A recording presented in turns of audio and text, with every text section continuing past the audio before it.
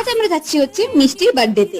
এবার কিন্তু মিষ্টির 5 বছর পূর্ণ হয়েছে, তাই বেশ ধুমধাম করে কিন্তু বার্থডেটা সেলিব্রেট করা হয়েছে। এই হচ্ছে আজকে আমাদের বার্থডে গার্ল। ভেতরটা কিন্তু খুব সুন্দর বেলুন দিয়ে আর মিকি মাউস দিয়ে কিন্তু সাজানো হয়েছে। আর এই হচ্ছে আমরা। তো একটু ফটোশুট করার পর চলে গেলাম সোজা ফুচকা খেতে। মেয়েরা আর যেখানে আটকাক না আটকাক, ফুচকা স্টলে কিন্তু এসে আটকাবেই। আর ফুচকাটাও কিন্তু বেশ টেস্টি ছিল খেতে। আর ইনি হলেন বাড়ির সবচেয়ে খুদে ও কিউট মেম্বার আনায়া।